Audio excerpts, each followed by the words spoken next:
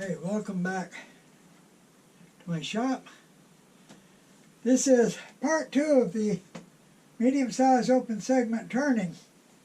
I've already got it planned. Already drew out the design, the shape, the size. This part I'm going to be doing the bottom of it. Now the bottom of my turnings, on open segment turnings with patterns, I like to use the harder woods on the bottom and the top just because of wear and tear. And normally I'll use a real dark wood on the bottom and the top, or real light wood on the bottom and the top, or dark on the bottom, light on the top. And most times I'll put a little trim ring right above it. So there'll be a dark ring, a little white trim ring, and then another dark ring. Now, segmented bottoms, there's 3 kinds that I know of. There's the solid segmented bottom, there's the solid bottom for the segments, excuse me. There's segmented bottoms where they actually built with segments, and then there's the floating bottoms. Now the solid bottoms you can use for small turnings up to about 6 inch. Don't want to go above that, and that's all because of wood movement. The problem with the solid bottoms is, of course, you've got ingrain on 2 sides to get it put up with ingrain. The segmented bottoms, you don't want segmented bottoms. Believe me, I've learned that the hard way. You make turnings with segmented bottoms, you make a nice turning, $600 turning, you sell it. 3 months later they come back and say, hey, the bottom's falling out. Sooner or later it will if you make segmented bottoms. It's because of the wood movement. You get a humidity change, the wood moves. So that leaves us with the floating bottom. Floating bottom is the preferred way. And of course I'm going to put a floating bottom on this turning. So there's more than one way to make a floating bottom. The way I do it is not the only way, but it's the way I like to do it. So what is a floating bottom? A floating bottom is simply a segmented ring with a piece in it that floats, so it can expand and contract. It's got room to move. There's a gap all around it. The way I do it is actually a semi-floating bottom. It's not fully floating. It's semi because it makes it easier to assemble. So you take a segmented ring and you put a rabbet in it in the inside. You turn the inside round, put a rabbet in it. Well, it's probably 3/8 of an inch, do it the easy way, about 1/4 of an inch deep, at least 1/4 of an inch deep. Then you take a 1/4 inch thick piece and cut it to fit in with a gap all the way around. Got to have a gap all the way around. Give it room to move. If it expands or if it contracts, you got to have room to move. Then of course, you put a cover strip over it. This is just for demonstration. Usually it's a thin strip to hold it in. And of course when you glue it on, you only put glue here. You don't get any glue on this piece. And I say this piece is semi-floating for a reason. This is the direction that the grain runs. So we know that this is the direction the wood moves.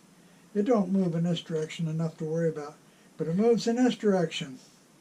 So what we do on these is we put a little drop of glue here and here and glue it in to make it easy to assemble is the only reason.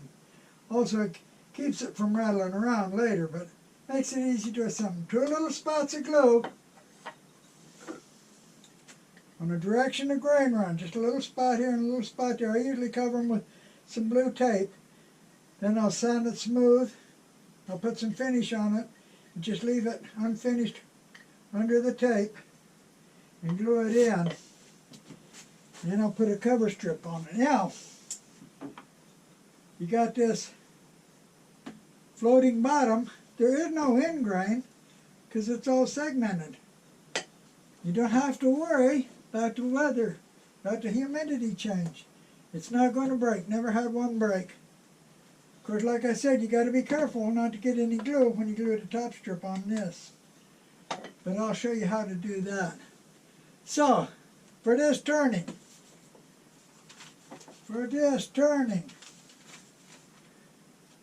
this is just a demonstration piece. For this turning, we'll make the bottom here. We'll make it 8 inch. Give me plenty of room. We'll make an 8-inch bottom for it. So go ahead and make a segmented ring. Make it plenty wide. Give me a lot of room to work with. And I got 32 open segments per ring. So I can get away with a 16 closed segment ring. That's 1/2 of 32. That means every other open segment will sit right over a joint. That'll work out perfect. Now, I'm going to use a dark wood. I'm going to use a hard one. I think I'm going to use wenge. Yep, that's what I'm going to do. I'm going to use wenge. So first thing you do is make a wenge, 8-inch wenge ring, and then we'll put it up on the lathe. We'll put a rabbet in it. We'll make a piece to go in the center. I think what I'm going to use, tamarin. Yeah, I think I'll use tamarin. That'll be good. Yeah. So, first thing, make a segmented ring. Now, making a closed segmented ring, I don't know if I want to get into that here right now or not. People have their own ways of making closed segmented ring. I use the sled with a fence on it. I got a pivot point on the end of the fence. I got marks for all the different segment sizes I use. The different length between the pivot point and the marks about this far, so I can get pretty precise with it. And when I set them, I use a digital angle finder to set them up, so that works out pretty good. Anyway,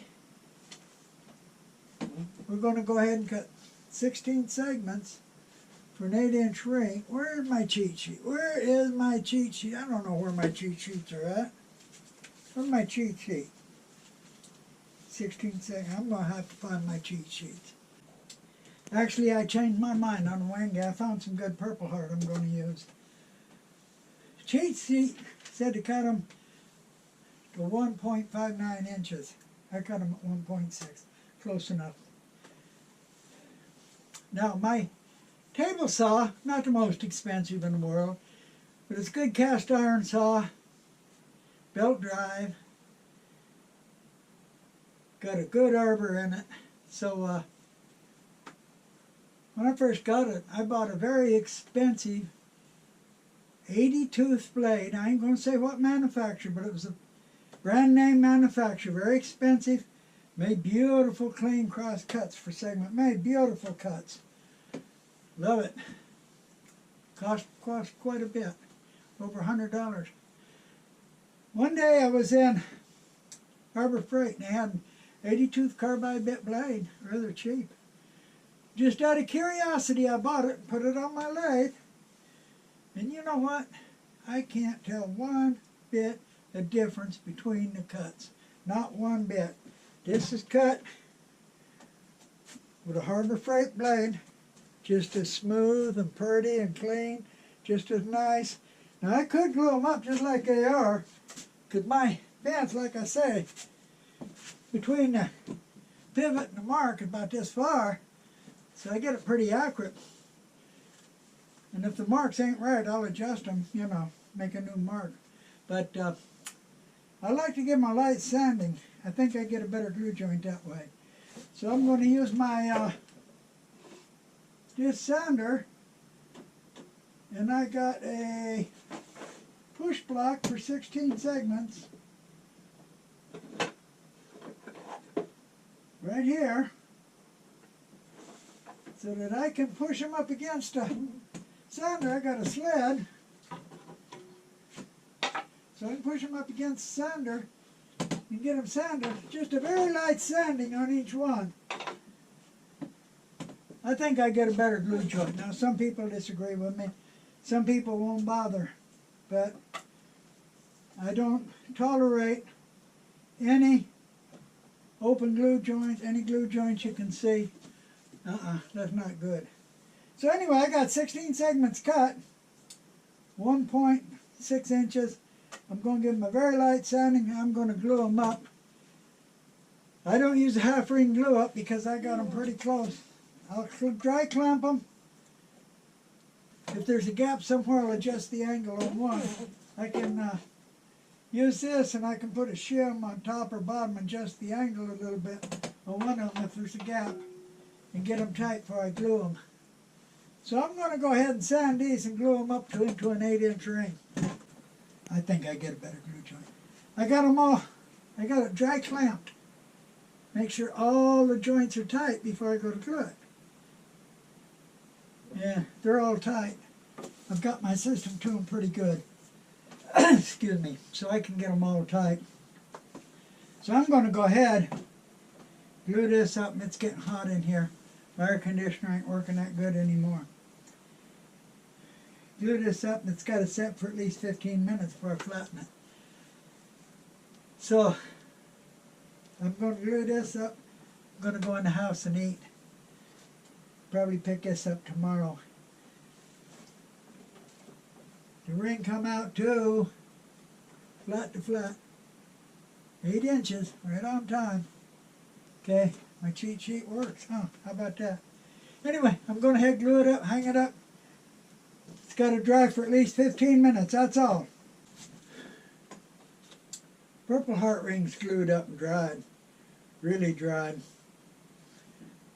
I'm going to smooth two sides of it. What in the world? I hate this. Too much wood in this shop. Need to throw a bunch away. Smooth up both sides. Part a little piece off, save to put after I put the trim ring. Now I'm going to use this maple for a trim ring. I only need a thin trim ring. But no way I can glue up a real thin ring. This is about as thin as I can actually glue up successfully. So I cut this. And it's going to be a trim ring. Might as well use it for the cap ring too. So like I said, I'll split a little piece off of this. Then I'll make my rabbet. Then I'll put this over it. Of course, after I put the bottom piece in. Then I'll turn this down, then I'll take the little piece I split off and put it on top of it. So it'll give me a little thin, light colored ring.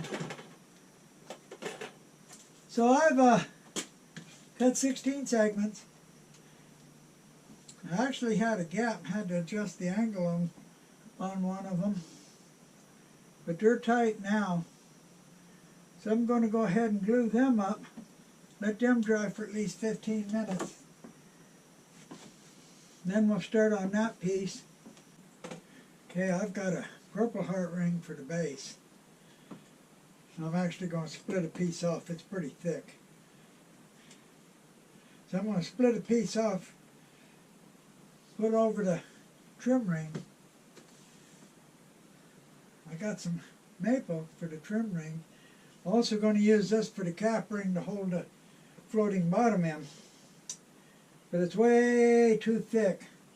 That's because I can't glue up a real thin ring. Now both of these I need to flatten and smooth the sides on them. I can do it in a drum sander,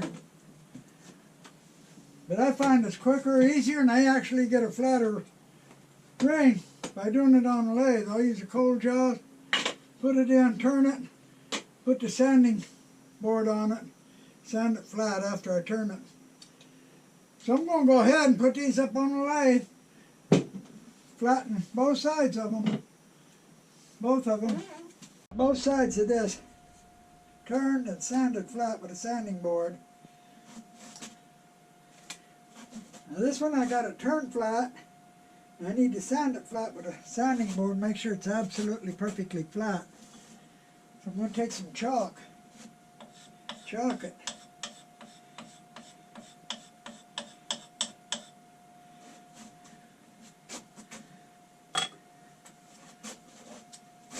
Now I'm going to put the sanding board on it. Board with sandpaper on it. I think this is 80 grit. It's well worn though. I've used it a long time. I'll just hold it up against it.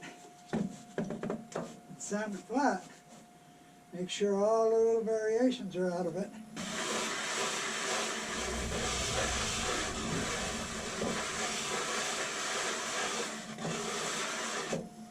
I ain't straight on it.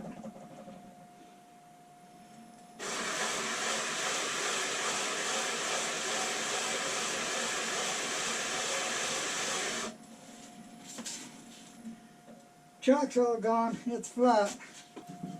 Got this ring ready to mount.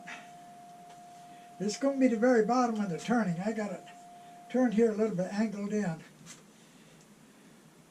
Got it flat and smooth. Now I got to mount it. How are you going to mount this ring? Certainly ain't going to use a chuck. I guarantee you that. So what I do, face plate, nice flat piece of wood on it, whatever kind of wood you want to use. Turn flat, sanded flat, just in the center. And I'm going to glue heavy brown paper. This brown paper bag. I know you can't get these anymore, but I got some. But glue brown paper on it. I'm just going to glue the brown paper around the edge. No need gluing it in the middle. It's only going to hold around the edge. After the paper's glued on, put glue on this, glue it on the paper. I know you're going to say, well, that'll never hold. I've done that 1,000 times, no problems. And it's very, very easy to remove when you get done turning. Very easy. And it holds it good. Now, if you get overzealous and get a bunch of catches, it can come off, yeah. But if you turn it right, take your time, I've never had one come off. Never. So, first I'm going to glue the brown paper on this. I'm going to put it on there. I'm going to put that back in the coal jaws. I'm going to mount the coal jaws in the tailstock and bring it up and glue it on. Let me get the piece here. This is my live center. It fits in the tailstock. You can get this most anywhere it's live, and it fits right in the tailstock number 2. MT. Just screw it in. Mount it right in the tailstock. There we go. Got a piece of brown paper cut. Cut it just about too small. Could have cut it a little bigger. That's okay. Yeah, that's fine. Just going to glue it on here. It's already got some brown paper, but that ain't going to hurt nothing.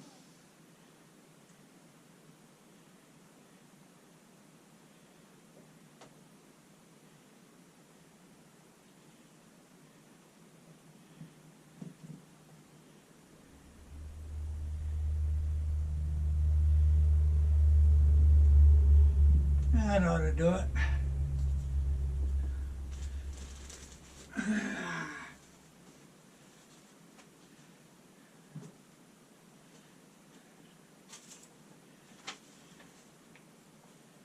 Brown paper here. Right here.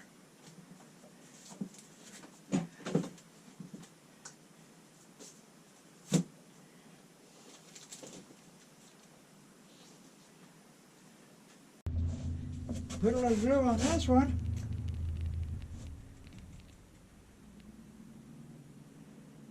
Put a little glue on it.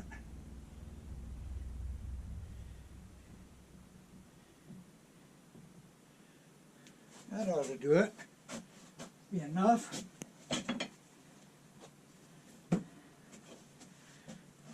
Put it in the tailstock. Bring it up.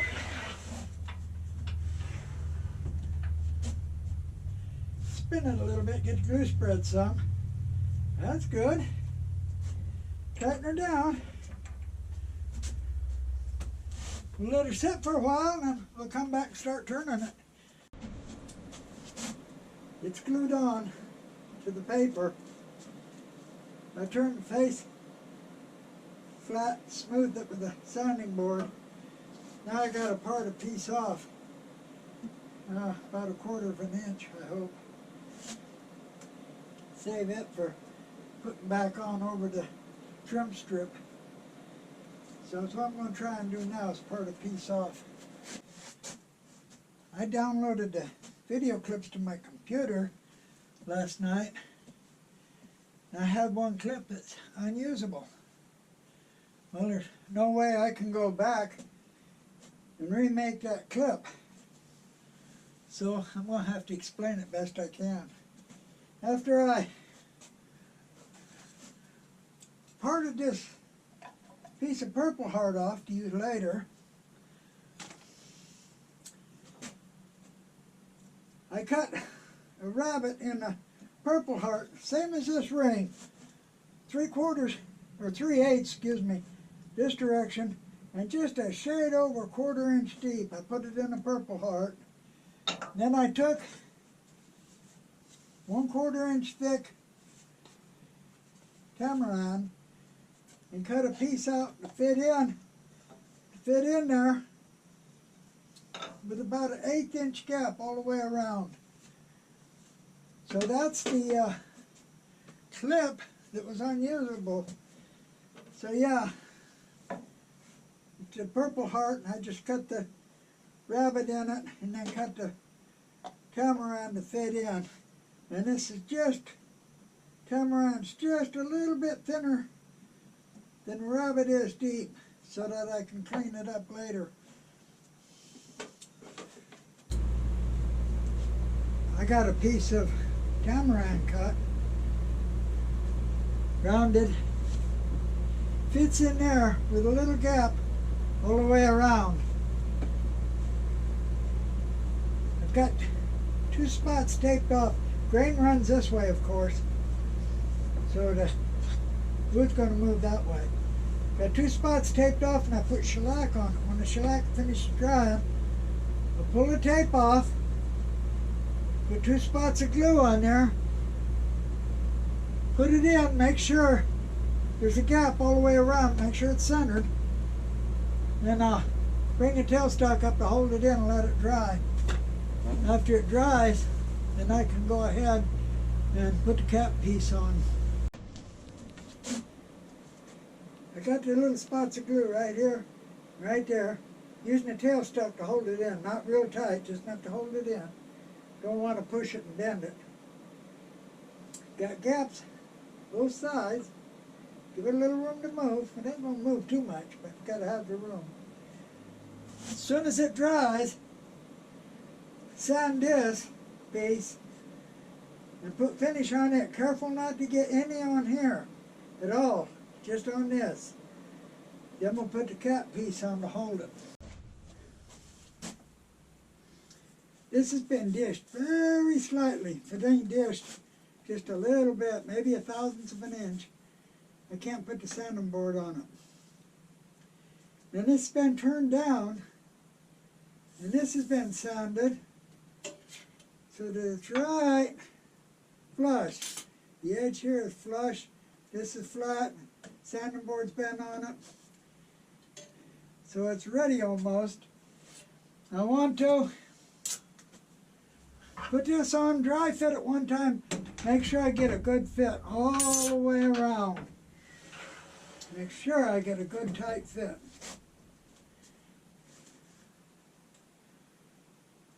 Okay, it's good all the way around. What I got to do now is take this, put finish on this piece, Then put glue, a light layer of glue on this. Not enough so I get any squeeze out, but enough to glue it up. Then we'll bring it up and glue it. So I'm going to take it over to the bench, put the shellac on it. Shellac's quick drying, then put glue on it. Okay, I got a piece of sandpaper put in there as a fence in a groove. Oh, it ain't in the groove good. There we go, there we go. I put shellac on the floating piece. Now, I want a light layer of glue here and I want it spread out. I don't want so much that I'll get squeeze out. Squeeze out's what I don't want. If I get squeeze out, it's going to squeeze out in the middle and it's going to glue the floating piece down. So I'm using a brush. It's a little nylon brush I got. And I'm going to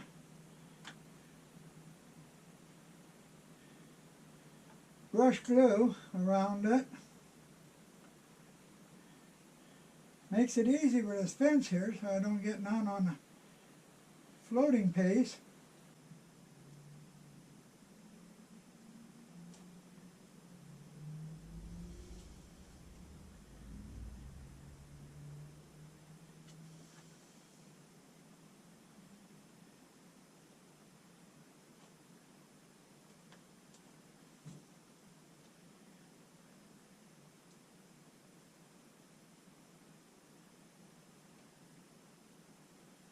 Here we go, here we go. All right, now, make sure there's no big goobers in the center. I don't want no goobers in the center. Okay, pull the fence off, put it on the lathe, bring up the cover piece. Okay, it's on there. Got a little bit of squeeze out on the outside. I hope there's none on the inside. Gonna let it dry. I'll be ready to turn down the trim ring. Then I'm going to put the other ring on top of that. Okay. The maple's on it. It's on it, it's capturing it. But it's also going to be the trim ring. So I got to turn it down. Probably about 1/8 of an inch. Maybe a little bit thinner. I want the purple piece I put over it thicker than the trim ring, so see how much I can turn it down. I got to turn it down, keep it flat, and then sand it. And I got to keep it this wide so it can capture the floating bottom. Actually, part of the piece off of this that I can use on the top. I know the top's only going to be 6 inches. This is 8 inches. But this is wide enough so I should be able to get a 6-inch piece out of it. So I'm going to save this for the top. It's about 0.225 inches thick right now. And I turned this one down to 0.17 inches, so that one will have plenty of meat to match it on the top. Sanded it smooth, turned it flat, sanded it smooth. I'm going to put this purple heart ring that I cut off on top of it now. So it'll be purple heart and then a trim ring and then purple heart again. And this coal jar is just barely big enough to hold this ring. That's okay, I got a bigger one if necessary. So I'm going to put a little glue on it.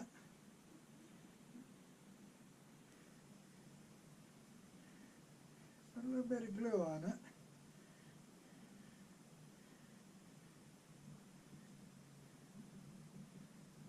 I don't want too much. I don't have enough to hold it.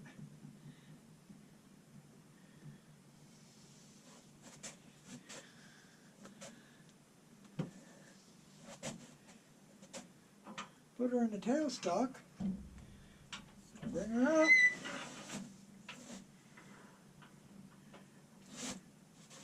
Spin her around a little bit.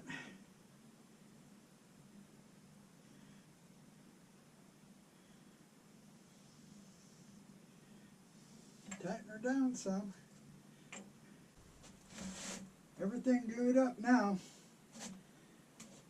I've got to cut this purple heart down I need about 1 inch on the edge. I gotta just smooth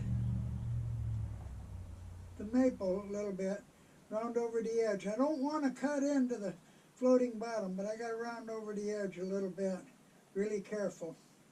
Then blend it into the purple heart. Like I said, leave about 1 inch of the purple heart, flat and smooth, ready to glue on segments. So that's what I'm going to do right now.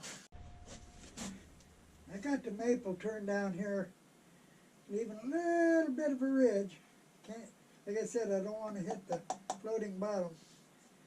Then I got this turned down some. I'll turn it down a little more after I get some of the segments glued on. Then I can turn the inside a little more.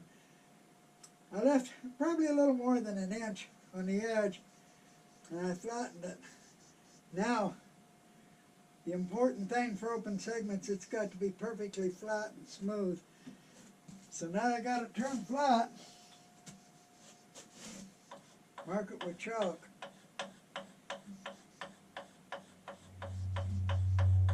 And sand it till the chalk's gone. Make sure it's absolutely perfectly flat and smooth.